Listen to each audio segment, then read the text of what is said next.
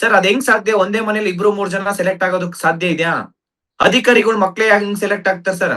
KPSC members ಇದಾರೆ, ಅದೇ ಊರಲ್ಲಿ ಇರೋರು ಇಬ್ರು ಮೂರ್ ಜನ ಹೆಂಗ್ ಸೆಲೆಕ್ಟ್ ಆಗುತ್ತಾರೆ ಸರ್? ಇಷ್ಟು ಸಾವಿರಾರು ಹಳ್ಳಿಗಳಿದಾವೆ, ಇಷ್ಟು ಲಕ್ಷಾಂತರ ಜನ ಅಭ್ಯರ್ಥಿಗಳು ಎಕ್ಸಾಮ್ ಸೀರಿಯಸ್ ಆಗಿ ಹಗ್ಲು ರಾತ್ರಿ ಕಣ್ಣಿಗೆ ಎಣ್ಣೆ ಬಿಟ್ಕೊಂಡು ಇಲ್ಲಿ ಓದ್ತಾ ಇರ್ತಾರೆ ಲೈಬ್ರರಿಲಿ ಕುತ್ಕೊಂಡು. ಅಷ್ಟು ಕಷ್ಟಪಟ್ಟಿರೋ ಒಬ್ಬ ಬಡವರ ಮನೇಲಿ ಇಬ್ರು ಮೂರ್ ಜನ ಸೆಲೆಕ್ಟ್ ಆಗಲ್ಲ, ಶ್ರೀಮಂತರ ಮನೆಗೆ ಹೆಂಗ್ ಇಬ್ರು ಮೂರ್ ಜನ ಸೆಲೆಕ್ಟ್ ಆಗ್ತಾರೆ? ಈಗ ಒಬ್ರು ಪ್ರಾಮಾಣಿಕವಾಗಿ ಅವ್ರಿಗೆ ಅವ್ರಿಗೇನ್ ಪ್ರೂಫ್ ಬೇಕು ಅಂತ ಹೇಳ್ತಿದ್ರಲ್ಲ ಸರ್, ಇಲ್ಲಿ ಚಂದ್ರಾಲಯ ಒಟ್ಟು ಧಾರವಾಡ ಬಿಜಾಪುರ ಇಲ್ಲಿ ಪ್ರಾಮಾಣಿಕವಾಗಿ ಓದಂತ ಅಭ್ಯರ್ಥಿಗಳು ಇಲ್ಲಿ ಸ್ಟೂಡೆಂಟ್ಸ್ ಓದೋದ್ ಬಿಟ್ಬಿಟ್ಟು ಯಾವ ಮೆಂಬರ್ಸ್ ಯಾವ ಮಿನಿಸ್ಟರ್ ಮನೆ ಹತ್ರ ಹೋಗ್ತಿದ್ದಾರೆ, ಯಾವ ಕ್ಯಾಂಡಿಡೇಟ್ಸ್ ಎಷ್ಟು ದುಡ್ಡು ತಗೊಂಡು ಮೆಂಬರ್ಸ್ ಹತ್ರ ಹೋಗ್ತಿದ್ದಾರೆ, ಯಾವ ಮಧ್ಯರ್ಥಿಗಳು ಇಲ್ಲಿ ಏನ್ ಮಾಡ್ತಿದ್ದಾರೆ, ಯಾರು ಭ್ರಷ್ಟಾಚಾರ ಮಾಡ್ತಿದ್ದಾರೆ, ಇವ್ರು ಇಲ್ಲಿ ಓದೋದಕ್ಕೆ ಅವ್ರ ತಂದೆ ತಾಯಿ ಓದೋದಕ್ಕೆ ಕಳ್ಸಿದಾರೆ ಸರ್. ಬಂಧುಗಳೇ ನಮಸ್ಕಾರ, ಹೇಗಿದ್ರೆ ನೀವೆಲ್ಲರೂ? ನಾನು ಸುಬ್ರಹ್ಮಣ್ಯ ಎಸ್ ಹಂಡಿಗೆ. ಬಂಧುಗಳೇ, ಪ್ರತಿಯೊಬ್ಬರು ಗಮನಿಸಲೇಬೇಕಾಗಿರುವಂತಹ ವಿಚಾರ ಇದು.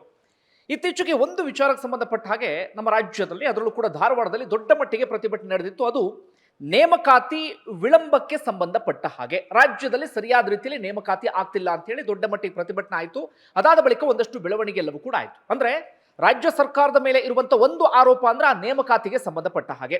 ಇದರಿಂದ ಸಾಕಷ್ಟು ಜನರ ಕನಸೆಲ್ಲವೂ ಕೂಡ ಭಗ್ನ ಆಗ್ತಿದೆ ಅಂತ, ಅದರಲ್ಲೂ ಕೂಡ ಯುವ ಜನತೆಯ ಕನಸು ಒಂದು.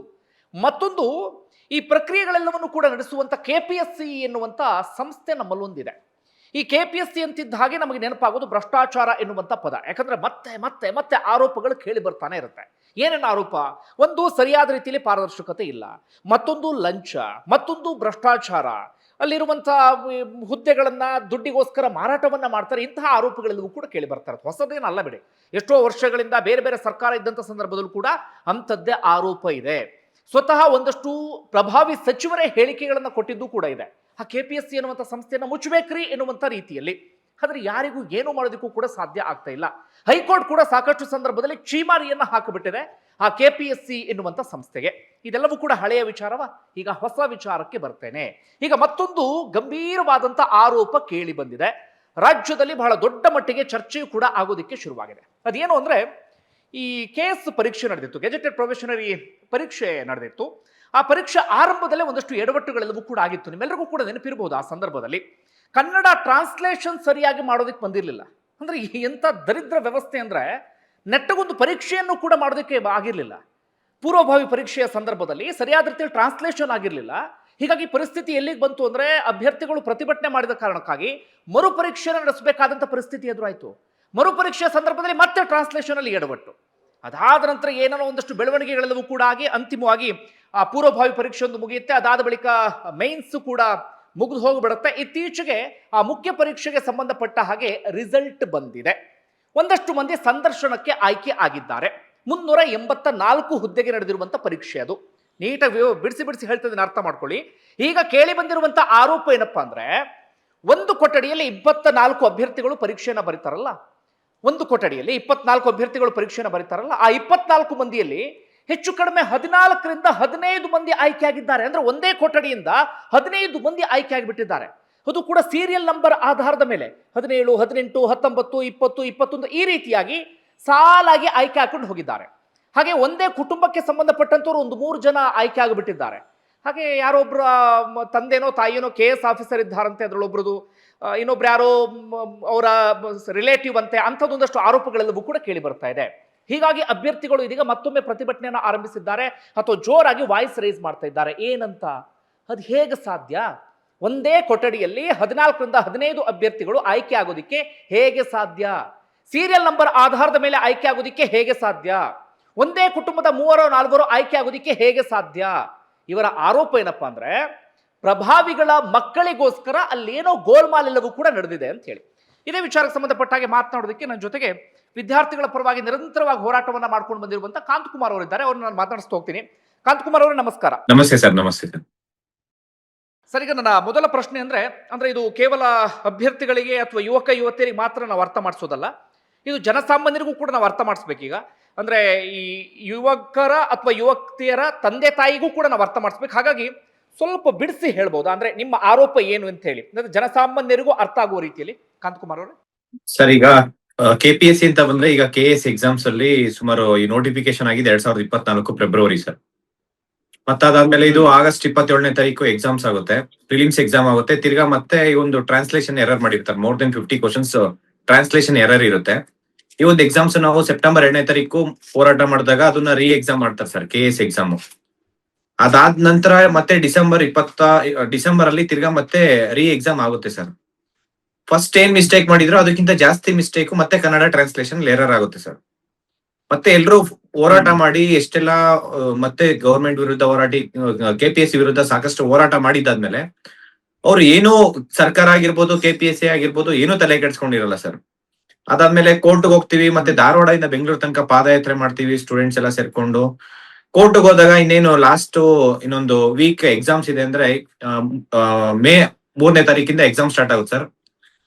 ಏಪ್ರಿಲ್ 24ನೇ ತಾರೀಕು ಒಂದು ರಿಲೀಫ್ ಸಿಗುತ್ತೆ. ಒಬ್ಬರಿಗೆ ಕನ್ನಡ ಟ್ರಾನ್ಸ್ಲೇಷನ್ ಎರರ್ ಆಗಿದೆ ಅಂತ KPSC ಅಕ್ಸೆಪ್ಟ್ ಮಾಡುತ್ತೆ.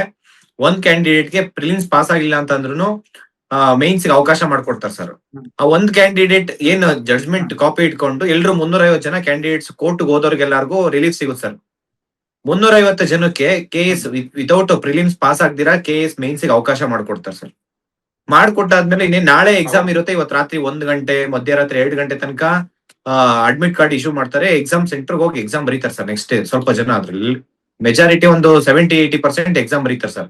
ಮಿಕ್ದವ್ರಿಗೆ ಬೀದರ್, ರಾಯಚೂರು ಅಲ್ಲಿಂದ ಇಲ್ಲಿ ಬಂದು ಅಡ್ಮಿಟ್ ಕಾರ್ಡ್ ಕಲೆಕ್ಟ್ ಮಾಡ್ಕೊಂಡು ಹೋದಕ್ಕೆ ಒಂದ್ ದಿನ ಬೇಕು ಸರ್. ರಾತ್ರಿ ಟ್ರಾವೆಲ್ ಮಾಡ್ಬೇಕಂದ್ರೆ ರಾತ್ರಿ ಎಲ್ಲ ಮಳೆ ಬಂದ್ರು ಇವರು ಅಡ್ಮಿಟ್ ಕಾರ್ಡ್ ಇಶ್ಯೂ ಮಾಡಿ ಎಕ್ಸಾಮ್ ಬರ್ಸ್ತಾರೆ ಸರ್, ಮೈನ್ಸ್ ಎಕ್ಸಾಮ್. ಇವಾಗ ಪ್ರಿಲಿಮ್ಸ್ ಈಗ ನಾವು ಕೋರ್ಟ್ ಅಲ್ಲಿ ಕೂಡ ಈಗ KS ಏನ್ ಕರ್ನಾಟಕ ಅಡ್ಮಿನಿಸ್ಟ್ರೇಟಿವ್ ಟ್ರಿಬ್ಯುನಲ್ ಅಲ್ಲಿ KS ನೋಟಿಫಿಕೇಶನ್ ಕ್ವಾಶ್ ಮಾಡಿದ್ದಾರೆ ಸರ್. ಕಾರಣ ಏನಂದ್ರೆ ರಿಸರ್ವೇಶನ್ ಇಶ್ಯೂಸ್ ಇತ್ತು ಸರ್. 50-56% ನಾಟ್ ವ್ಯಾಲಿಡ್ ಇಲ್ಲ ಅನ್ಬಿಟ್ಟು ಕ್ವಾಶ್ ಆಗಿತ್ತು. ಮತ್ತೆ ಗೌರ್ಮೆಂಟೇ ಹೈಕೋರ್ಟಿಗೆ ಅಪೀಲ್ ಹೋದ್ರು ಸರ್. ಮತ್ತೆ ಸ್ಟೂಡೆಂಟ್ಸ್ ಎಲ್ಲರೂ ಕನ್ನಡ ಟ್ರಾನ್ಸ್ಲೇಷನ್ ಮತ್ತೆ ಅದರ್ಸ್ ಆಲ್ಮೋಸ್ಟ್ 70,000 ಸ್ಟೂಡೆಂಟ್ಸ್ ಅಲ್ಲಿ 3,000 ಜನ ಕ್ಯಾಂಡಿಡೇಟ್ಸ್ ಮತ್ತೆ ಕೋರ್ಟಿಗೆ ಹೋಗಿ ಅಪ್ರೋಚ್ ಮಾಡಿ ಕನ್ನಡ ಮೀಡಿಯಂ ಇಂಜಸ್ಟಿಸ್ ಆಗಿದೆ, ಅವ್ರಿಗೂ ಅವಕಾಶ ಮಾಡ್ಕೊಡಿ ಅಂತ ಹೇಳಿ ಕೋರ್ಟ್ ಅಲ್ಲಿ ಅಪೀಲ್ ಆದ್ವಿ. ಮತ್ತೆ ಅಪೀಲ್ ಏನಂದ್ರೆ ಈ ರಿಸರ್ವೇಶನ್ ಇಶ್ಯೂಸ್ ಅದ್ರ ಬರ್ಲಿ, ಅದು ಏನ್ ಬರುತ್ತೆ ಆರ್ಡರ್, ಅದ್ರ ಮೇಲೆ ಇದನ್ನ ನಾವು ಹಿಯರಿಂಗ್ ತಗೊಂತೀವಿ ಅಂತ ಹಿಂಗೆ ಪಾಸ್ ಇದು ಮುಂದಕ್ಕೆ ಹಾಕೊಂತ ಬಂದ್ರು ಸರ್ ಕೋರ್ಟ್ ಅಲ್ಲಿ. ಇವಾಗ ರೀಸೆಂಟ್ಲಿ ಸರ್ಕಾರನೂ ಒಂದು ಆದೇಶ ಮಾಡ್ತು ಸರ್. ಈಗ 56% ವ್ಯಾಲಿಡ್ ಇಲ್ಲ, 50% ಅಲ್ಲಿ ಗವರ್ನರ್ ಕೂಡ ಅಸೆಂಟ್ ಮಾಡಿದ್ರು. 50% ಮೇಲೆ ನೀವು ರೆಕ್ರೂಟ್ಮೆಂಟ್ ಮಾಡ್ಕೊಳ್ಳಿ ಅಂತ ಹೇಳ್ಬಿಟ್ಟು ಕ್ಯಾಬಿನೆಟ್ ಅಲ್ಲೂ ಡಿಸ್ಕಷನ್ ಮಾಡಿದ್ರು. ಈ KPSC ಅಲ್ಲಿ ಏನಾಗಿದೆ ಅಂತಂದ್ರೆ ಸರ್, ಈಗ ಈ ನೋಟಿಫಿಕೇಶನ್ ಹೆಂಗಿದ್ರು ಕ್ಯಾನ್ಸಲ್ ಆಗ್ಬಿಡುತ್ತೆ ಕೋರ್ಟ್ ಅಲ್ಲಿ. ಇವ್ರು ಮತ್ತೆ ಏನಾದ್ರು ಕೋರ್ಟ್ ಹೋದ್ರೆ ಕೋರ್ಟ್ ಅಲ್ಲಿ ಇದು ವ್ಯಾಲಿಡ್ ಇಲ್ಲ ಅನ್ನೋ ತರ ಬಂದ್ಬಿಡುತ್ತೆ ಅಂತಂದ್ರೆ KPSC ಏನೋ ಒಂದು ಮೆಂಬರ್ಸ್ ಇರ್ಬೋದು, ಮಧ್ಯವರ್ತಿಗಳು, ಗೌರ್ಮೆಂಟ್ ಅಲ್ಲಿ ಇನ್ವಾಲ್ವ್ಮೆಂಟ್ ಇರೋರು ಎಲ್ರು ಸ್ಟೂಡೆಂಟ್ಸ್ ಹತ್ರ ದುಡ್ಡು ತಗೊಂಡ್ಬಿಟ್ಟಿದ್ದಾರೆ ಸರ್. 50 ಲಕ್ಷ, 1 ಕೋಟಿ, 2 ಕೋಟಿ, 3 ಕೋಟಿ ಎಲ್ರ ಹತ್ರ ದುಡ್ಡು ಕಲೆಕ್ಟ್ ಮಾಡ್ಕೊಂಡ್ಬಿಟ್ಟಿದ್ದಾರೆ ಸರ್. ಇದು ಈ ಒಂದು ನೋಟಿಫಿಕೇಶನ್ ಅಲ್ಲಿ ಮೋರ್ ದೆನ್ 1000 crores ಸ್ಕ್ಯಾಮ್ ಇದೆ ಸರ್. ಕಡಿಮೆ ಅಂದ್ರೆ 1000 ಕೋಟಿ ಸ್ಕ್ಯಾಮ್ ಇದೆ ಇದು. ಈ 384 ಯಾರು ಕ್ಯಾಂಡಿಡೇಟ್ಸ್ ಇದಾರೆ, ಯಾರು ಗೌರ್ಮೆಂಟ್ ಎಂಪ್ಲಾಯ್ಸ್ ಇದಾರೆ, ಅವ್ರನ್ನೆಲ್ಲ ಟಾರ್ಗೆಟ್ ಮಾಡಿ ದುಡ್ಡು ಕಲೆಕ್ಟ್ ಮಾಡ್ಕೊಂಡ್ಬಿಟ್ಟಿದ್ದಾರೆ ಸರ್. ಈಗ KPSC ಅಲ್ಲಿ ಒಂದು ಮೆಂಬರ್ಸ್ ಇನ್ನ ವೆರಿ ಶಾರ್ಟ್ಲಿ ಒಂದು 2-3 ಮಂತ್ಸ್ ಅಲ್ಲಿ ರಿಟೈರ್ಡ್ ಆಗುವಂತವ್ರು ಇದಾರೆ ಸರ್. ಇವ್ರಿಗೆಲ್ಲ ಏನೋ ಸ್ಟೂಡೆಂಟ್ಸ್ ಯಾರು ದುಡ್ಡು ಕೊಟ್ಟಿದ್ದಾರೆ ಸರ್, ಅಂದ್ರೆ ಇಮಿಡಿಯೇಟ್ ಕ್ಲಿಯರ್ ಮಾಡ್ಬೇಕು ಅಂತ ಹೇಳಿ ಈ ನೋಟಿಫಿಕೇಶನ್ ಏನಾದ್ರು ಮಾಡಿ ರಿಸಲ್ಟ್ಸ್ ಬಿಡೋಣ. ನಾವ್ ರಿಸಲ್ಟ್ಸ್ ಬಿಟ್ಟಾದ್ಮೇಲೆ ಏನಾದ್ರು ಒಂದ್ ಆಗ್ಬಿಡುತ್ತೆ ಅಂದ್ರೆ ನಾವು ದುಡ್ಡು ಕೊಟ್ಟಿರೋರು ಮತ್ತೆ ನಮ್ಮನ್ ಕೇಳಲ್ಲ, ರಿಸಲ್ಟ್ಸ್ ಬಿಟ್ಬಿಟ್ಟಿದೀವಿ, ನಿಮ್ ಲಿಸ್ಟ್ ಅಲ್ಲಿ ಎಷ್ಟಿದೆ ಅನ್ನೋ ತರ ಅಲ್ಲಿ KPSC ಅಲ್ಲಿ ಆಕ್ಟ್ ಮಾಡಿ ಏನ್ ಮಾಡಿದಾರೆ, ಎವ್ರಿ ಟ್ಯೂಸ್ಡೇ ಮೀಟಿಂಗ್ ಇರುತ್ತೆ ಸರ್. ಇವ್ರು ಏನ್ ಮಾಡಿದ್ದಾರೆ, ಏಕಾಏಕಿ ಮಂಡೇನೆ ಸೋಮವಾರನೇ ಮೀಟಿಂಗ್ ತಗೊಂಡು ಅವತ್ತೇ ಎಕ್ಸಾಮಿನ್ ಕಂಟ್ರಿ ಸೈನ್ ಹಾಕ್ತಾರೆ, KPSC ಸೆಕ್ರೆಟರಿ ಸೈನ್ ಹಾಕ್ತಾರೆ, ಅವತ್ತೇ ಕಮಿಟಿ ಅಕ್ಸೆಪ್ಟ್ ಮಾಡ್ಕೊಂಡು ಅವತ್ತೇ ರಿಸಲ್ಟ್ಸ್ ಬಿಡ್ತಾರೆ ಸರ್. ಬೇರೆ ಎಲ್ಲಾ ರಿಸಲ್ಟ್ KPSC ಇಂದ ಒಂದು ರಿಸಲ್ಟ್ಸ್ ಬಿಡ್ಬೇಕಂತಂದ್ರೆ 15 ದಿನ ಆಯೋಗ ಕಳಿಸ್ತಾರೆ ಸರ್ ಇವರು. KPSC ಸೆಕ್ರೆಟರಿ ಯಾರೇ ಇದ್ರು ಅವ್ರು 15 ದಿನ ಆಗ್ಬೋದು, 1 ತಿಂಗಳ ಆಗ್ಬೋದು, 6 ತಿಂಗಳಾದ್ರೂ ಆಗ್ಬೋದು ಸರ್. ಅವ್ರ ಅನುಮೋದನೆ ಕೊಡೋದೇ ಇಲ್ಲ. ಇದು ಏಕಾಏಕಿ ರಿಸಲ್ಟ್ಸ್ ಬಿಡ್ತಾರೆ. ರಿಸಲ್ಟ್ ಬಿಟ್ಟ ಗೊತ್ತಾಗುತ್ತೆ ಸರ್ 4-5 ಸೆಂಟರ್ ಅಲ್ಲಿ ಒಂದೊಂದು ಕಂಟಿನ್ಯೂಸ್ ಆಗ. ಈಗ ಒಂದೇ ಸೆಂಟರ್ ಅಲ್ಲಿ ಆಲ್ಟರ್ನೇಟಿವ್ ಸೆಲೆಕ್ಟ್ ಆಗಿದ್ರು ಯಾರು ಕೇಳ್ತಿರ್ಲಿಲ್ಲ ಸರ್. ಈಗ ಒಂದ್ ಸೀರಿಯಲ್ ನಂಬರ್ 1 ಆದ್ಮೇಲೆ ಇಲ್ಲ 3ನೇರ 4ನೇರ ಸೆಲೆಕ್ಟ್ ಆಗಿದ್ರೆ ಯಾರು ಕೇಳ್ತಿರ್ಲಿಲ್ಲ. 1 2 3 4 5 6 7 8 9 10 11 12 ಕಂಟಿನ್ಯೂಸ್ ಆಗಿ 10ರಿಂದ 15 ಜನ ಒಂದೊಂದ್ ರೂಮ್ ಅಲ್ಲಿ ಸೆಲೆಕ್ಟ್ ಆಗ್ತಾರೆ ಅಂತಂದ್ರೆ ಇದು KPSC ಸೆಕ್ರೆಟರಿ ಜ್ಯೋತಿ ಮೇಡಮ್ ಅವರೇ ಹೇಳ್ತಿದ್ದಾರೆ ಸರ್. ಇದು ಇತಿಹಾಸದಲ್ಲಿ ಈ ತರ ರಿಸಲ್ಟ್ ಬಂದಿಲ್ಲ ಅಂತ, ಅಂದ್ರೆ ಇತಿಹಾಸದಲ್ಲಿ ಈ ತರ ಭ್ರಷ್ಟಾಚಾರ ಆಗಿಲ್ಲ ಅಂತ ಹೇಳ್ತಾ ಇದಾರೆ ಸರ್ ಅವರು. ಇತಿಹಾಸದಲ್ಲಿ ಈ ತರ ರಿಸಲ್ಟ್ ಬಂದಿಲ್ಲ ಅಂತಂದ್ರೆ ಇದು ಅವರೇ ತನಿಖೆ ಮಾಡೋದಕ್ಕೆ ಇಲ್ಲಿ ಸರ್ಕಾರದಿಂದ chief secretary Shalini Rajneesh madam ಹೇಳ್ತಿದ್ದಾರೆ ವರದಿ ತರ್ಸ್ಕೊಂತೀನಿ ಅಂತ ಹೇಳಿ. ವರದಿ ಎಲ್ಲಿಂದ ತರ್ಸ್ಕೊಂತಾರೆ ಸರ್? KPSC ಇಂದ. KPSC ಅವರೇ ಕಳ್ತನ ಮಾಡಿರೋದು. ಅವರೇ ಕಳ್ತನ ಮಾಡಿ ಅವ್ರ ಕಡೆಯಿಂದಾನೇ ವರದಿ ಕೇಳ್ತಾರೆ ಅಂತಂದ್ರೆ ಇದು ಎಷ್ಟು ಮಟ್ಟಕ್ಕೆ ಸಾಧ್ಯ ವರದಿ ಕೊಡೋದಕ್ಕೆ? ಅವ್ರ ಪರ ಅವ್ರು ಮಾಡಿರೋ ಕೆಲ್ಸನ, ಅವ್ರು ಮಾಡಿರೋ ತಪ್ಪನ್ನ ಅವರೇ ಅದನ್ನ ತಪ್ಪು ಅಂತ ಹೆಂಗ್ ಕೊಡ್ತಾರೆ ಸರ್? ಈಗ ಅವ್ರು ಎಷ್ಟೇ ತಪ್ಪು ಮಾಡಿದ್ರು 100 ತಪ್ಪು ಮಾಡಿದ್ರು ಸರಿ ಅಂತಾನೆ ಕೊಡ್ತಾರ ಅವ್ರು ಏನ್ ವರದಿ ಕ್ರಾಸ್ ಚೆಕ್ ಮಾಡಿದಾರೋ ಇಲ್ವೋ ಏನು ಮಾಡಿದಿಲ್ಲ. ಒಂದಿಂದಲೇ ಏನಾಗ್ಬಿಡುತ್ತೆ ಸರ್, 4-5 ರೂಮ್ ಸೆಂಟರ್ಸ್ ಎಂಟೈರ್ ಎಲ್ಲ ಪ್ರೊಸೀಜರ್ ಏನಿದೆ ಅದೆಲ್ಲ ಚೆಕ್ ಮಾಡ್ಕೊಬೇಕು. ಮತ್ತೆ ಈ ಕಡೆ ಮಾನ್ಯ ಗೃಹ ಸಚಿವರು ಹೇಳ್ತಾರೆ, ಪರಮೇಶ್ವರ್ ಸರ್, ನಾವು KPSC ಏನೇ ಮಿಸ್ಟೇಕ್ಸ್ ಆದ್ರೂ ಅದ್ರ ಹೊಣೆ ಯಾರು ಹೊತ್ಕೊಬೇಕು? KPSC ಚೇರ್ಮನ್ ಮತ್ತೆ ಕಾರ್ಯದರ್ಶಿ ತಗೊಬೇಕು ಅಂತ ಹೇಳ್ತಾರೆ. ಅಂದ್ರೆ ಅವ್ರಿಗೆ ತಪ್ಪಾಗಿದೆ ಅಂತ ಮಾನ್ಯ ಗೃಹ ಸಚಿವರೇ ಹೇಳ್ತಿದಾರೆ ಅಂತ ಅಂದ್ಮೇಲೆ ಅದ್ರ ಮೇಲೆ ಯಾಕೆ ಒಂದು ತನಿಖೆ ನಡೆಸಿಲ್ಲ? ಯಾಕೆ ಅವರು ಸೀರಿಯಸ್ ಕ್ರಮ ತಗೊಂಡಿಲ್ಲ? ಇದು ನಮ್ಗೆ ಕ್ವಶನ್ ಆಗಿದೆ ಸರ್. ಈ ಕಡೆ DK ಸುರೇಶ್ ಸರ್ ಹೇಳ್ತಾರೆ, ಹೌದು ಅದು 100% ಅದು ಏನೋ ಅಕ್ರಮ ಆಗಿದೆ, ಅಲ್ಲಿ ಭ್ರಷ್ಟಾಚಾರ ಆಗಿದೆ ಅಂತ ಹೇಳ್ತಾರೆ. ಈ ಕಡೆ ಶಿಕ್ಷಣ ಸಚಿವರು ಮಧು ಬಂಗಾರಪ್ಪ ಸರ್ ಅವ್ರು ಹೇಳ್ತಾರೆ, ಹೌದು ಈ ಕಡೆ ಭ್ರಷ್ಟಾಚಾರ ಆಗಿದೆ, ಇದು ನೋಡಿದ್ರೆ 10-15 ಜನ ಸೆಲೆಕ್ಟ್ ಆಗಿದ್ದಾರೆ ಅಂತ ಹೇಳ್ತಾರೆ. ಸರ್ಕಾರದಲ್ಲಿರೋ ಮಿನಿಸ್ಟರ್ಸ್ ಹೇಳ್ತಿದ್ದಾರೆ, ಅಧಿಕಾರಿಗಳು ಹೇಳ್ತಿದಾರೆ ಅಂತಂದಾಗ ಇದ್ರ ಮೇಲೆ ಯಾಕೆ ಸೀರಿಯಸ್ ಆಗಿ ಕ್ರಮ ತಗೊಂತಾ ಇಲ್ಲ ಅಂತ ಹೇಳೋ ಸರ್. ಮತ್ತೆ ಅಲ್ಲಿರೋ KPSC ಮೆಂಬರ್ಸ್ ಇರ್ಬೋದು ಸರ್, ಒಬ್ಬೊಬ್ರು ಆಸ್ತಿ KPSC ಜಾಯ್ನ್ ಆಗೋದಕ್ ಮೊದ್ಲು ಇವಾಗೂ ಕಂಪೇರ್ ಮಾಡಿದ್ರೆ more than 50-100 crores ಆಸ್ತಿ ಮಾಡ್ಕೊಂಡಿದ್ದಾರೆ ಸರ್ ಅವರು. ಎಲ್ಲಿಂದ ಮಾಡಕ್ ಸಾಧ್ಯ ಸರ್? 106 ಎಕರೆ ಜಮೀನ್ ಎಲ್ಲಿ ತಗೊಳಕ್ ಆಗುತ್ತೆ? ಯಾರೋ ಒಬ್ಬ ಮೆಂಬರ್ಸ್ ಅವ್ರು ಬರೋ ಸ್ಯಾಲ್ರಿ 1 ಲಕ್ಷ, ಮ್ಯಾಕ್ಸಿಮಮ್ 2 lakhs ಅನ್ಕೊಳ್ಳಿ ಸರ್. ಅದು ಬಿಟ್ಟು ಈಗ ರಾಜಕೀಯ ವ್ಯಕ್ತಿಗಳು, ಒಂದು MLA ಮಿನಿಸ್ಟರ್ ಅಷ್ಟು ಆಸ್ತಿ ಮಾಡಿರಲ್ಲ, ಅಷ್ಟು ಆಸ್ತಿ ಇಲ್ಲಿ ಮಾಡ್ತಿದಾರೆ ಅಂತಂದ್ರೆ ಎಷ್ಟು ಪೋಸ್ಟ್ ಸರ್? ಬರೀ KS ಒಂದೇ ಅಲ್ಲ ಸರ್, KPSC ನಡೆಸಿರೋಂತ ಪ್ರತಿ ಒಂದು ನೋಟಿಫಿಕೇಶನ್ ಕರಪ್ಷನ್ ಆಗಿದೆ. ಇದರಲ್ಲಿ KA-ದಲ್ಲಿ 30 ಮಾರ್ಕ್ಸ್ ತಗೊಳಕ್ಕಾಗಲ್ಲ ಸರ್ ಔಟ್ ಆಫ್ 200ಗೆ. ಇಲ್ಲಿ KPSC ಔಟ್ ಆಫ್ 200ಗೆ 160, 170, 180. KA-ಗಿಂತ ತುಂಬಾ ಟಫ್ ಇರುತ್ತೆ ಸರ್ ಕ್ವಶನ್ ಪೇಪರ್. ಪ್ರತಿ ಒಂದು ಎಕ್ಸಾಮ್ ಅಲ್ಲೂ ಇದರಲ್ಲಿ ಸ್ಕ್ಯಾಮ್ ಆಗಿದೆ ಸರ್, ಕರಪ್ಷನ್ ಮಾಡಿದ್ದಾರೆ.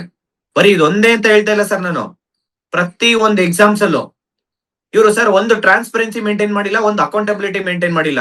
KPSC ಇಂದ ಇಂಡಿವಿಜುವಲ್ ಸ್ಕೋರ್ ಬಿಡ್ಲಿ ಸರ್, ನೋಡೋಣ ಯಾರ್ದಾದ್ರು ಒಬ್ರು ಸ್ಕೋರ್ ಬಿಟ್ಟಿದಾರ ಸರ್? ಅದ್ ಹೆಂಗ್ ಸಾಧ್ಯ? ಒಂದೇ ಮನೇಲಿ 2-3 ಜನ ಸೆಲೆಕ್ಟ್ ಆಗೋದಕ್ಕೆ ಸಾಧ್ಯ ಇದೆಯಾ? ಅಧಿಕಾರಿಗಳು ಮಕ್ಳೇ ಹೆಂಗ್ ಸೆಲೆಕ್ಟ್ ಆಗ್ತಾರೆ ಸರ್? KPSC ಮೆಂಬರ್ಸ್ ಇದಾರೆ, ಅದೇ ಊರಲ್ಲಿ ಇರೋರು 2-3 ಜನ ಹೆಂಗ್ ಸೆಲೆಕ್ಟ್ ಆಗುತ್ತಾರೆ ಸರ್? ಇಷ್ಟು ಸಾವಿರಾರು ಹಳ್ಳಿಗಳಿದಾವೆ,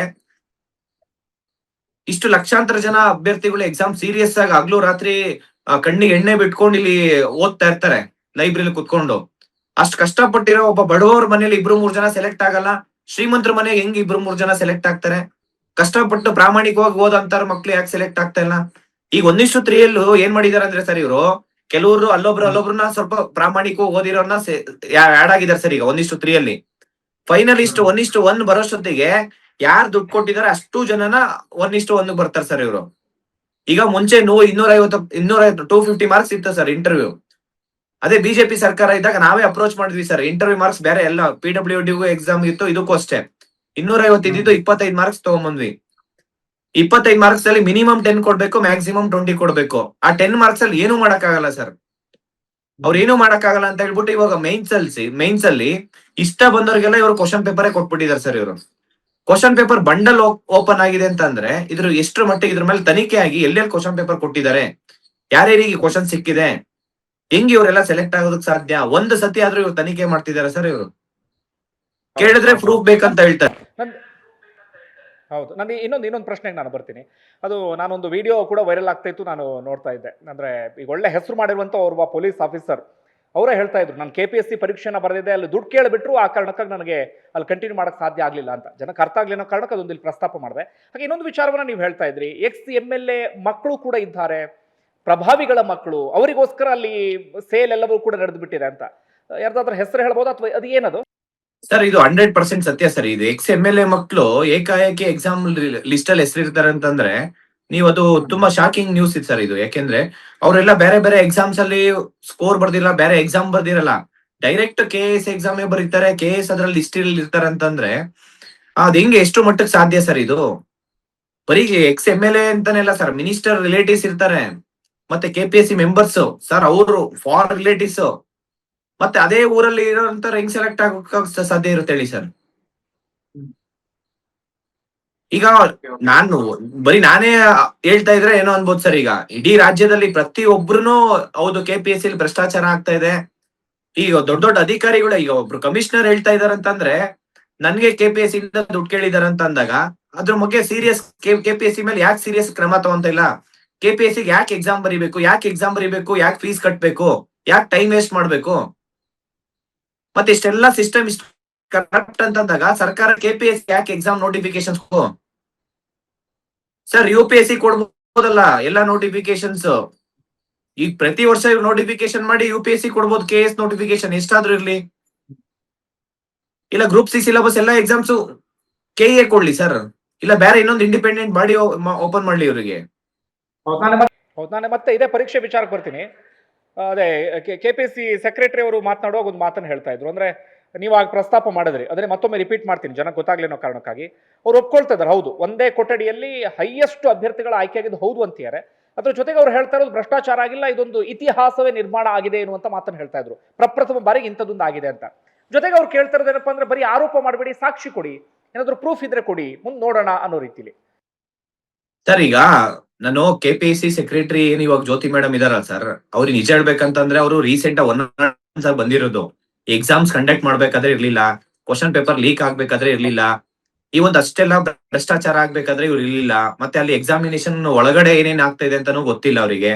ಈಗ ಲಾಸ್ಟ್ ಅಲ್ಲಿ ಕರೆಕ್ಷನ್ ಮಾಡಬೇಕಾದ್ರೆ ಬಂದಿರೋದು KPSC mains question paper correction ಮಾಡ್ಬೇಕಾದ್ರೆ ಮೇಡಮ್ ಬಂದಿರೋಂಥದ್ದು. ಇವರು ಒಂದಷ್ಟು ಜನ ಕರೆಕ್ಷನ್ ಮಾಡೋಂತ ಲೆಕ್ಚರರ್ಸ್ ಹೋಗಿ ಎಕ್ಸಾಮ್ಸ್ ಕ್ವಶನ್ ಪೇಪರ್ ನ ಕರೆಕ್ಷನ್ ಮಾಡಿದ್ದಾರೆ.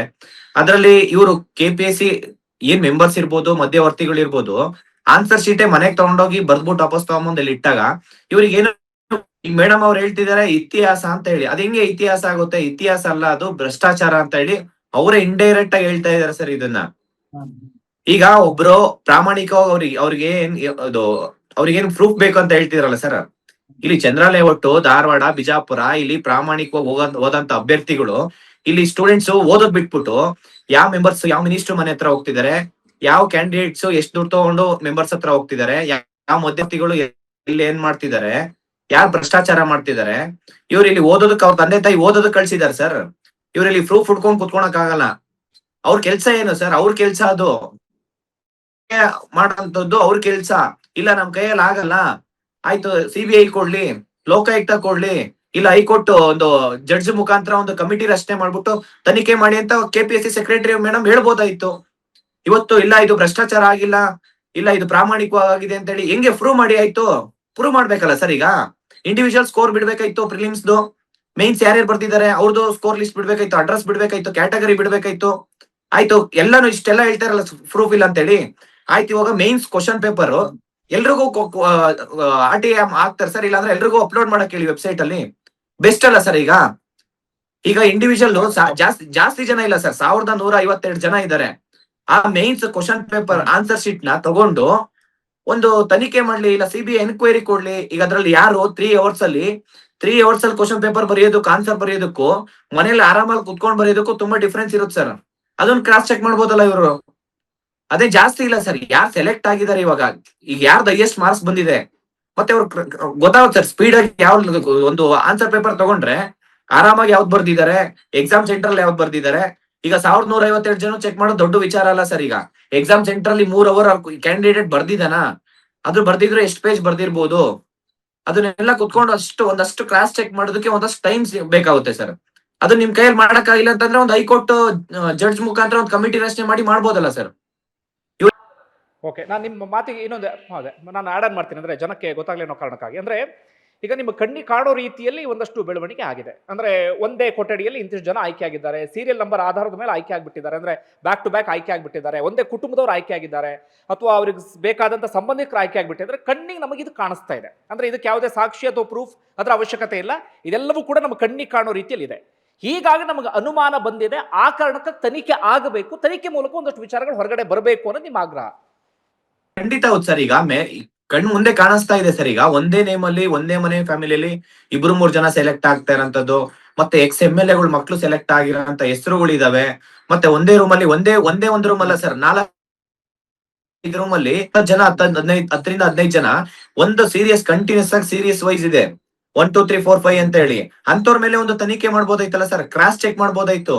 ಮತ್ತೆ ಈಗ ಎಷ್ಟು ಜನ ಮೆಂಬರ್ಸ್, ಎಷ್ಟು ಜನ ಮಧ್ಯವರ್ತಿಗಳು ಇವ್ರ ಕಾಂಟ್ಯಾಕ್ಟ್ಸ್ ಇದೆ, ಗೌರ್ಮೆಂಟ್ ಮಾನ್ಯ ಗೃಹ ಸಚಿವರು CD ಹಾಕ್ಸ್ಬೋದಾಯ್ತು, ಅವರೇ ಒಂದು ಕಮಿಟಿ ರಚನೆ ಮಾಡ್ಬೋದಾಯ್ತು. ಯಾರ್ಯಾರು ಕಾಲ್ಸ್ ಹೋಗಿದೆ, ಎಲ್ಲೇನ್ ಮಾಡ್ತಿದ್ದಾರೆ KPSC ಮೆಂಬರ್ಸ್, ಇಲ್ಲ KPSC ಅಧಿಕಾರಿಗಳು ಇರ್ಬೋದು, ಏನೇನ್ ಮಾಡ್ತಿದ್ದಾರೆ ಅಂತ ವಿತಿನ್ 1 ಡೇ 24 ಅವರ್ಸ್ ಸಾಕು ಸರ್. ಒಬ್ಬ ಮಾನ್ಯ ಗೃಹ ಸಚಿವರಾದ್ರೆ ಒಂದು ರಾಜ್ಯದ್ದು ಎಲ್ಲಾ ಫುಲ್ ಡಾಟ್ ಹೆಂಗ್ ದುಡ್ಡು ಬಂದಿದೆ, ಏನೇನ್ ಮಾಡಿದ್ದಾರೆ ಪ್ರತಿಯೊಂದು ಸರ್ ನಮ್ ಕರ್ನಾಟಕ ಪೊಲೀಸ್ ಹೇಳ್ಬೇಕಂದ್ರೆ ತುಂಬಾ ಸ್ಟ್ರಾಂಗ್ ಇದಾರೆ. ಒಂದು 24 ಅವರ್ಸ್ ಸಾಕು ಸರ್. ಒಬ್ಬ ಕಳ್ಳು ಹಿಡಿಬೇಕಂತಂದ್ರೆ ಇಲ್ಲಿಂದ ನೇಪಾಳ ಹೋಗ್ತಾರೆ, ವೆಸ್ಟ್ ಬೆಂಗಾಲ್ ಹೋಗ್ತಾರೆ, ಚೈನಾ ಇಲ್ಲದಿದ್ರು ಹೋಗಿ ಇಟ್ಕೊಂಡ್ ಬರ್ತಾರೆ ಸರ್ ಒಬ್ಬ ಕಳ್ಳನ್ನ. ಇಲ್ಲಿರೋ KPSC ಏನು ಇದೆ ವಿಧಾನಸೌಧ ಮುಂದೆ ಐತೆ ಸರ್. ವಿಧಾನಸೌಧ ತುಂಬಾ ಹತ್ರ ಇದೆ. ಇಲ್ಲಿರೋ ವಿಧಾನಸೌಧ ಮುಂದೆ ಇರೋಂತ ಒಂದು KPSC ಅಲ್ಲಿ ಅದೇ 100 ಜನ ಇಲ್ಲ ಸರ್. ಅಲ್ಲಿ ಬೆಳ್ಳೆಂಡ್ ಕೇಸ್ಟ್ ಇರೋದು ಮ್ಯಾಕ್ಸಿಮಮ್ 20 ಜನ ತನಿಖೆ ಮಾಡಿದ್ರೆ ಮುಗ್ದೋಯ್ತು ಸರ್. 20 ಜನ.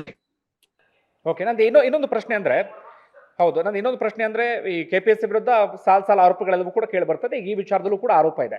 ಇದು ಸೋಷಿಯಲ್ ಮೀಡಿಯಾ ಅಥವಾ ಮಾಧ್ಯಮಗಳಲ್ಲಿ ಚರ್ಚೆ ಅಥವಾ ಸಾರ್ವಜನಿಕ ವಲಯದಲ್ಲಿ 4-5 ದಿನಗಳ ಕಾಲ ಚರ್ಚೆ ಆಗ್ಬಿಟ್ರೆ ಅಲ್ಲಿ ಬರೀ ಚರ್ಚೆ ಆಗೋದು ಈಗ ಹಂಗೆ ನಿಂತು ಹೋಗ್ಬಿಡುತ್ತೆ. ಈಗ KPSC ಅವರು ಹೇಳ್ತಾ ಇದ್ದಾರೆ, ನಾವೊಂದು ಆಂತರಿಕವಾಗಿ ತನಿಖೆ ಮಾಡ್ತೀವಿ, ಅದ್ರ ವರದಿಯನ್ನ ಚೀಫ್ ಸೆಕ್ರೆಟರಿ ಕೊಡ್ತೀವಿ ಅಂತ ಹೇಳ್ತಿದ್ದಾರೆ. ಅವರು ವರದಿನ ಕೇಳಿದ್ದಾರೆ. ಅವ್ರ ಒಳಗೊಳಗಡೆ ಏನಾಗುತ್ತೆ ಅದು ಯಾರಿಗೂ ಕೂಡ ಗೊತ್ತಾಗೋದಿಲ್ಲ, ಅಂಥದ್ದೆಲ್ಲವೂ ಕೂಡ ಆಗುತ್ತೆ. ನೀವೆಲ್ಲರೂ ಕೂಡ ಸೇರಿ ಇನ್ನೊಂದು ಹೆಜ್ಜೆ ಏನಾದ್ರು ಮುಂದೆ ತಗೊಂಡು ಹೋಗ್ಲಿಕ್ಕೆ ಆಗುತ್ತಾ? ಇದು ಅಂದ್ರೆ ಕೋರ್ಟ್ಗೆ ಏನಾದ್ರು ಹೋಗೋದು, ಆ ಸಾಧ್ಯತೆಗಳು? ಈಗ ಆಲ್ರೆಡಿ ಸಾಕಷ್ಟು ಕೋರ್ಟ್ ಕೇಸಲ್ಲಿ ಇದೆ ಸರ್. ಈಗ ಕೋರ್ಟ್ ಅಲ್ಲಿ ಈಗ 1-2 ಅಲ್ಲ ಸರ್. ಈ ಕನ್ನಡ ಟ್ರಾನ್ಸ್ಲೇಷನ್ ಯಾರಾದ್ರು ಕೋರ್ಟ್ ಅಲ್ಲಿ ಕೇಸ್ ಇದೆ, ಮತ್ತೆ ರಿಸರ್ವೇಶನ್ ಕೋರ್ಟ್ ಅಲ್ಲಿ ಕೇಸ್ ಇದೆ, ಮತ್ತೆ ರೋಸ್ಟರ್ದು ಕೋರ್ಟ್ ಅಲ್ಲಿ ಕೇಸ್ ಇದೆ. ಇದೆಲ್ಲ ತುಂಬಾ ಕೇಸಸ್ ಇದೆ ಸರ್. 1-2 ಕೇಸ್ ಇಲ್ಲ, ಮಲ್ಟಿಪಲ್ ಕೇಸಸ್ ಆಲ್ರೆಡಿ ಇದೆ ಸರ್ ಇವಾಗ ಕೋರ್ಟ್ ಅಲ್ಲಿ.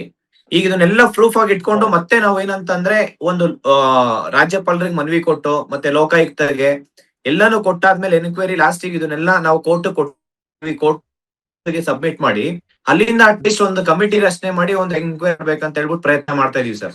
ಓಕೆ ಓಕೆ ಓಕೆ, ಆ ಪ್ರಯತ್ನ ಹಾಗೆ ಕಂಟಿನ್ಯೂ ಆಗಲಿ. ನಂದು ಇನ್ನೊಂದು ಪ್ರಶ್ನೆ, ನೀವು ಈ ವಿಚಾರದ ನಿರಂತರವಾಗಿ ಹೋರಾಟ ಮಾಡ್ಕೊಂಡು ಬರ್ತಿರೋ ಕಾರಣಕ್ಕೆ ಆ ಪ್ರಶ್ನೆ ಕೇಳ್ತೀನಿ. ಈ KPSC ಬಗ್ಗೆ ನಾನೇ ಸಾಕಷ್ಟು ವರದಿಗಳನ್ನು ಮಾಡಿದ್ದೇನೆ, ಆರೋಪಗಳು ಕೇಳಿ ಬರ್ತೇನೆ, ನಾನು ನೋಡ್ತಾ ಇರ್ತೀನಿ. ಇತ್ತೀಚೆಗೆ ದೊಡ್ಡ ದೊಡ್ಡ ಪ್ರಭಾವಿ ಸಚಿವರೇ ಹೇಳಿಕೆಯನ್ನು ಕೊಟ್ಬಿಟ್ರು. ಆ KPSC ಅನ್ನುವಂಥ ಸಂಸ್ಥೆ ಹಂಗಾಗ್ಬಿಟ್ಟಿದೆ, ಹಿಂಗಾಗ್ಬಿಟ್ಟಿದೆ, ಅದಕ್ಕೆ ಬಾಗ್ಲು ಹಾಕಬೇಕು, ಅದನ್ನು ಮುಚ್ಚಿಬಿಡ್ಬೇಕು, ಹಾಗೆ ಅಂತ ಇತ್ತ ವಿಪಕ್ಷಗಳ ಕಡೆಯಿಂದ ಬರ್ತಿರುವಂಥ ಮಾತುಗಳು ಕೂಡ ಇದೆ. ಈಗ ಬರೀ ಅವ್ರ ಬಾಯಿ ಮಾತಲ್ಲಿ ಅಂತ ಮಾತುಗಳು ಬರ್ತಾ ಇದೆ ಬಿಟ್ರೆ ಅದು ಆಕ್ಷನ್ ಅಂತ ಯಾಕೆ ಹೋಗ್ತಾ ಇಲ್ಲ? ನೀವು ಕಂಡಂಗೆ ಏನಾಗ್ತಿದೆ ಅಂದ್ರೆ ಅಲ್ಲಿ ಅಷ್ಟು ಪ್ರಭಾವಿಗಳು ಕುತ್ಕೊಂಡಿದ್ದಾರೆ ಅಂದ್ರೆ ಅವ್ನು ಟಚ್ ಮಾಡೋದಕ್ಕೆ ಸಾಧ್ಯ ಆಗ್ತಿಲ್ವಾ?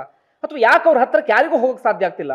ಸಚಿವರೇ ಹೇಳ್ತಾರೆ, ಗೃಹ ಸಚಿವರೇ ಮೊನ್ನೆ ಹೇಳಿದ್ರು, KPSC ಸಂಬಂಧಪಟ್ಟಾಗ ಅವರು ಸ್ಟೇಟ್ಮೆಂಟ್ ಕೊಟ್ಟರು, ಮಧು ಬಂಗಾರಪ್ಪನವರು ಹೇಳಿಕೆಯನ್ನು ಕೊಟ್ಟರು, ಹಾಗೆ ವಿಪಕ್ಷ ನಾಯಕರು ಹೇಳಿಕೆಯನ್ನು ಕೊಟ್ಟರು. ಆದ್ರೆ ಯಾಕೆ ಅವರ KPSC ಬುಡಕ್ಕೆ ಯಾಕೆ ಇವ್ರು ಯಾರಿಗೂ ಹೋಗಕ್ಕೆ ಸಾಧ್ಯ ಆಗ್ತಿಲ್ಲ? ಸರ್ ಇದು KPSC ಅನ್ನೋದು ಒಂದು ಕಾನ್ಸ್ಟಿಟ್ಯೂಷನ್ ಬಾಡಿ ಆಗಿರೋದ್ರಿಂದ ಅಲ್ಲೊಬ್ಬ ಮೆಂಬರ್ ಅಪಾಯಿಂಟ್ ಆದ್ರೂ ಕೂಡ ಅವನ್ನ ರಿಮೂವ್ ಮಾಡೋಂಥದ್ದು ಅಧಿಕಾರ ಪ್ರೆಸಿಡೆಂಟ್ ಮತ್ತೆ ಪಾರ್ಲಿಮೆಂಟ್ ಅಷ್ಟೇ ಇರುತ್ತೆ ಸರ್. ಸ್ಟೇಟ್ ಅಲ್ಲಿ ಅವ್ರದ್ದು ಏನು ಇರಲ್ಲ ಪವರ್. ಹಂಗಾಗಿ ನಾನು ಏನಂತ ಹೇಳ್ತೀನಿ ಸರ್, KPSC ಯಾವ್ದು ನೋಟಿಫಿಕೇಶನ್ ಕೊಡ್ಬೇಡಿ, ತಾನಾಗೆ ರಿಫಾರ್ಮ್ ಆಗುತ್ತೆ ಸರ್. ಈಗ KPSC ಅನ್ನೋದು ಒಂದು ನೇಮಕಾತಿ, ಒಂದು ರೆಕ್ರೂಟ್ಮೆಂಟ್ ಬಾಡಿ ಅಷ್ಟೇ ಸರ್. ಅದು ಸರ್ಕಾರದಿಂದ ಏನ್ ಖಾಲಿ ಹುದ್ದೆಗಳಿದಾವೆ ಅದನ್ನ ಒಂದು ಎಕ್ಸಾಮ್ಸ್ ಕಂಡಕ್ಟ್ ಮಾಡಿ ಅದು ಪ್ರಾಮಾಣಿಕವಾಗಿ ಯಾರು ಎಕ್ಸಾಮ್ಸ್ ಓದ್ತಾ ಇದಾರೆ ಅಂತವರಿಗೆ ಒಂದು ಹುದ್ದೆ ಸಿಗಂತದ್ದು ಕೆಲಸ ಮಾಡ್ಬೇಕು KPSC ಸರ್. ಆದ್ರೆ ಅವ್ರು ಅದನ್ನ ಮರ್ತೋಗ್ಬಿಟ್ಟಿದೆ ಸರ್. ಬರೀ ಯಾವ ರೀತಿ ಭ್ರಷ್ಟಾಚಾರ ಮಾಡ್ಬೇಕು, ಯಾವ ರೀತಿ ಸ್ಕ್ಯಾಮ್ ಮಾಡ್ಬೇಕು, ಯಾವ ರೀತಿ ಲೂಟಿ ಮಾಡ್ಬೇಕು, KPSC ಇಂದ ಎಷ್ಟು ಜಮೀನ್ ಖರೀದಿ ಮಾಡ್ಬೇಕು, ಎಷ್ಟು ಮನೆ ಹೊಡಿಬೇಕು, ಎಷ್ಟು ಜನನ ಹಾಳ್ ಮಾಡ್ಬೇಕು. ಇವತ್ತು ಎಷ್ಟೋ ಜನ ಸ್ಟೂಡೆಂಟ್ಸ್ ಸುಮಾರು 10, 20, 50 ಲಕ್ಷ ದುಡ್ಡು ಕೊಟ್ಬಿಟ್ಟು ಇವತ್ತು KPSC ಹುದ್ದೆ ಕೊಡ್ತೀನಿ ಅಂದ್ಬಿಟ್ಟು ವರ್ಷಾನುಗಟ್ಲೆಯಿಂದ ಕೊಟ್ಟೇ ಇಲ್ಲ ಸರ್ ಎಷ್ಟೋ ಜನಕ್ಕೆ. ಅಂದ್ರೆ ಈ ಕಡೆ ದುಡ್ಡು ಕಳ್ಕೊಂಡಿದ್ದಾರೆ, ಈ ಕಡೆ ಅವರು ಏಜು ಹೋಗ್ತಾ ಇದೆ ಅವರಿಗೆ. ಆ ಪರಿಸ್ಥಿತಿಗೆ KPSC ತಗೊಂಡ್ಬಂದಿದೆ ಸರ್. ನಾನು ಸರ್ಕಾರ ಸರ್ ಪ್ರತಿಯೊಬ್ಬ ಸತಿನೂ ಅದನ್ನ ಹೇಳ್ತಾ ಇರೋದು ಸರ್, ಯಾವ್ದು ನೋಟಿಫಿಕೇಶನ್ KPSC ಕೊಟ್ಟೇ ಇಲ್ಲ ಅಂತಾಗ ಅದು ತಾನೇ ರಿಫಾರ್ಮ್ ಆಗ್ಬಿಡುತ್ತೆ ಸರ್. ಮತ್ತೆ ಇನ್ನೊಂದು KPSC ಅಲ್ಲಿ ಇವತ್ತು 16 ಜನ ಮೆಂಬರ್ಸ್ ಇದಾರೆ ಸರ್. ಮ್ಯಾಕ್ಸಿಮಮ್ ಒಂದು 5 ಇಂದ 6 ಜನ ಮೆಂಬರ್ಸ್ ಇರ್ಬೇಕು. ಆ ಮೆಂಬರ್ಸ್ ಯಾರು ಇರ್ಬೇಕು ಸರ್? ಹೈಕೋರ್ಟ್ ರಿಟೈರ್ಡ್ ಜಡ್ಜಸ್ ಇರ್ಬೇಕು ಸರ್. ಇಲ್ಲಿ ಹೆಂಗಾಗಿದೆ ಅಂತಂದ್ರೆ ಒಬ್ಬ ಯೂನಿವರ್ಸಿಟಿಯಲ್ಲಿ ಕ್ವಶನ್ ಪೇಪರ್ ಲೀಕ್ ಮಾಡಿರ್ತಾನೆ, ಅಲ್ಲಿ ನೋಡಿದ್ರೆ PhD ಸರ್ಟಿಫಿಕೇಟ್ ಸ್ಕ್ಯಾಮ್ ಮಾಡಿರ್ತಾರೆ ಅಂತ ಒಂದು ಚಾನ್ಸಲರ್ ನ ಯಾರನ್ನ ಒಂದು ಮೆಂಬರ್ಸ್ ನ ತಗೊಂಬಂದು ಅವನೇನೋ 2 ಕೋಟಿ 3 ಕೋಟಿ 5 ಕೋಟಿ ದುಡ್ಡು ಕೊಟ್ಟಿರ್ತಾನೆ. 5 ಕೋಟಿ ದುಡ್ಡು ಕೊಟ್ಟಾಗಿಲ್ಲ, 5 ಕೋಟಿ ಕೊಟ್ಟಿರ್ತಾನೆ ಸರ್. ಅವ್ನು ಹೋಗೋಷ್ಟೊತ್ತಿಗೆ 50ರಿಂದ 100 ಕೋಟಿ ದುಡ್ಡು ಮಾಡ್ಕೊಂಡು ಹೋಗ್ಬೇಕು ಅಂತ ರೀಸನ್ ಯಾಕೆ ತಗೊಂಡ್ಬರ್ಬೇಕು? ಇವ್ರಿಗೆ ಯಾಕೆ ಅಪಾಯಿಂಟ್ ಮಾಡ್ಬೇಕು? ಇಲ್ಲಿ ಸರ್ಕಾರದ್ದು ಪಾತ್ರ ಇದೆ. ಸರ್ಕಾರ ಯಾವುದೇ ಸರ್ಕಾರ ಬಂದ್ರು KPSC ಮೆಂಬರ್ಸ್ ಅಪಾಯಿಂಟ್ ಮಾಡೋದು ಗೌರ್ಮೆಂಟ್ ಸರ್. ಇವ್ರು ಯಾಕೆ ಜೆನ್ಯೂನ್ ಪರ್ಸನ್ಗೆ ಯಾಕೆ ಅವ್ರನ್ನ ಮೆಂಬರ್ಸ್ ಮಾಡಲ್ಲ? ಪ್ರಾಮಾಣಿಕವಾಗಿ ಇವತ್ತು 1000 ಜನ ಇದಾರೆ ಸರ್ ನಮ್ಮ ಕರ್ನಾಟಕದಲ್ಲಿ. ಸಾಹಿತಿಗಳಿರ್ಬೋದು, ಯಾವ್ದಾದ್ರು ಕನ್ನಡ ಸಾಹಿತಿಗಳನ್ನ, ಇಲ್ಲ ಅಂದ್ರೆ ಒಳ್ಳೆ ಜಡ್ಜನ್ನ, ರಿಟೈರ್ಡ್ ಜಡ್ಜಸ್ ಇರ್ಬೋದು, ಒಳ್ಳೆ ರಿಟೈರ್ಡ್ IAS ಆಫೀಸರ್, ಇವತ್ತು ಯಾರಾದ್ರೂ ಒಬ್ರು KPSC ಮೆಂಬರ್ ಆಗಿ ನೀವು ನೋಡಕ್ ಸಾಧ್ಯ ಇದೆ ಸರ್? ಸಾಧ್ಯ ಇಲ್ಲ. ಯಾರು 5 ಕೋಟಿ ದುಡ್ಡು ಕೊಡ್ತಾರೆ, ಯಾರು ಹೈಯೆಸ್ಟ್ ದುಡ್ಡು ಕೊಡ್ತಾರೆ ಅಂತವ್ರನ್ನ KPSC ಮೆಂಬರ್ಸ್ ಮಾಡ್ತಾರೆ. ಅಂದ್ರೆ ಇದರಲ್ಲಿ ಸರ್ಕಾರದ ಪಾತ್ರ ಇರುತ್ತೆ ಸರ್. ಹಂಗಾಗಿ ಸರ್ಕಾರ ಏನ್ ಮಾಡ್ತಾರೆ, KPSC ಏನ್ ಹೇಳ್ತಾರೆ ಸುಮ್ನೆ ಮಾಧ್ಯಮದ ಮುಖಾಂತರ ನಾವು ಬಂದು ಹೌದು ನಾವು ಸ್ಟೂಡೆಂಟ್ಸ್ ಪರವಾಗಿದೀವಿ ಅನ್ನೋ ತರ ಮಾತಾಡೋದು, ಒಳಗಡೆ ಅವ್ರ ಏನ್ ಬೇಕಾದ್ ಮಾಡ್ಕೊಳಂತ ಕೆಲಸ ಮಾಡ್ತಿದ್ದಾರೆ ಸರ್ ಇವತ್ತು. ಮತ್ ಅದ್ರಲ್ಲೂ ಏನ್ KPSC ಮೆಂಬರ್ಸ್ ಇರ್ಬೋದು ಸರ್, ಮೆಂಬರ್ಸ್ ಏನ್ ಇದಾರೆ ಅದ್ರಲ್ಲೂ ಯಾವ ಜಾತಿ, ಎಲ್ಲಾ ಜಾತಿಯವರಿಗೂ ಒಂದೊಂದ್ ಸೀಟ್ ಕೊಡ್ತಾರೆ ಸರ್ ಇಲ್ಲಿ. ಆಯಾ ಜಾತಿಯವರು ಅವ್ರವ್ರಿಗೆ ಇದು ಹುದ್ದೆಗಳು ಮಾರ್ಕೊಬೇಕು. ಆ ರೀತಿ ಇವತ್ತು ಜಾತಿ ರಾಜಕೀಯ ಮತ್ತೆ ಇವತ್ತು ದುಡ್ಡಿನ ಪ್ರಭಾವದಿಂದ ಇವತ್ತು KPSC ಆ ಮಟ್ಟಕ್ಕೆ ಬಂದಿದೆ ಸರ್ ಇವತ್ತು. ಓಕೆ ಓಕೆ ಓಕೆ ಕಾಂತಕುಮಾರ್ ಅವರು, ನಿಮ್ಮ ಹೋರಾಟ ಹೇಗೆ ಮುಂದುವರಿಲಿ, ದೊಡ್ಡ ಮಟ್ಟಕ್ಕೆ ಇದು ಹೋಗ್ಲಿ. ಥ್ಯಾಂಕ್ ಯು ನಮ್ಮ ಜೊತೆಗೆ ಇಲ್ಲಿವರೆಗೆ ಮಾತನಾಡಿದ್ದಕ್ಕೆ. ಥ್ಯಾಂಕ್ಸ್ ಹೇಳ್ಬೇಕು ಸರ್ ಎಲ್ಲ ವಿದ್ಯಾರ್ಥಿಗಳ ಪರವಾಗಿ. ಡೇ 1 ಇಂದ ನೀವು ವಿದ್ಯಾರ್ಥಿಗಳ ಪರವಾಗಿ ಮತ್ತೆ KPSC ಇರ್ಬೋದು, ರೆಕ್ರೂಟ್ಮೆಂಟ್ ವಿಚಾರವಾಗಿರ್ಬೋದು ಎಲ್ಲಾನು ನಾವು ನೋಡ್ತಾ ಇದೀವಿ ಸರ್. ಯಾಕೆಂದ್ರೆ ನೀವು ಯಾವ್ದೇ ನೆನೆ ಸ್ಟೂಡೆಂಟ್ಸ್ UPSC ಇದು ರ್ಯಾಂಕ್ ಬಂದಿರೋ ಸ್ಟೂಡೆಂಟ್ ಜೊತೆನೂ ಮಾತಾಡಿರೋಂಥದ್ದು, ಈ ಒಂದು ಅವೇರ್ನೆಸ್ ಸ್ಟೂಡೆಂಟ್ಸ್ ಗೆ ಏನು ಅವೇರ್ನೆಸ್ ಮೂಡಿಸ್ತಾ ಇದೀರಲ್ಲ ಸರ್, ಅದು ತುಂಬಾ ನನಗೆ ನೀವು ಮಾಡ್ತಾ ಇರೋ ಕೆಲಸಕ್ಕೆ ನಿಜವಾಗ್ಲೂ ತುಂಬಾ ಇಷ್ಟ ಆಗುತ್ತೆ ಸರ್. ನಿಮಗೂ ಅಷ್ಟೇ ಸರ್, ಎಲ್ಲ ವಿದ್ಯಾರ್ಥಿಗಳ ಪರವಾಗಿ ನಿಮ್ಗೆ ಅನಂತ ಅನಂತ ಧನ್ಯವಾದಗಳು sir. Thank you so much sir. Thank you. ಇದು ಕಾಂತಕುಮಾರ್ ಅವರ ಆರೋಪ ಈಗಾಗಲೇ ರಾಜ್ಯದಲ್ಲಿ ಬಹಳ ದೊಡ್ಡ ಮಟ್ಟಿಗೆ ಚರ್ಚೆಯಲ್ಲಿದೆ. ಎಲ್ಲಿವರೆಗೂ ಹೋಗಿ ತಲುಪುತ್ತೆ ಅನ್ನೋದನ್ನು ಕಾದು ನೋಡೋಣ. ಇಂಥ ಭ್ರಷ್ಟಾಚಾರದಿಂದ, ಇಂಥ ಲಂಚಬಾಕತನದಿಂದ ಅದೆಷ್ಟೋ ಯುವಕ ಯುವತಿಯರ ಕನಸು ಇವತ್ತು ಭಗ್ನಗೊಳ್ತಾ ಇದೆ. ನೋಡೋಣ ಏನಾಗುತ್ತೆ ಅಂತ. ನಿಮ್ಗೆ ಕಮೆಂಟ್ ಬಾಕ್ಸಲ್ಲಿ ಮೆನ್ಷನ್ ಮಾಡಿ. ಧನ್ಯವಾದ ವಿಡಿಯೋ ನೋಡಿದ್ದಕ್ಕಾಗಿ.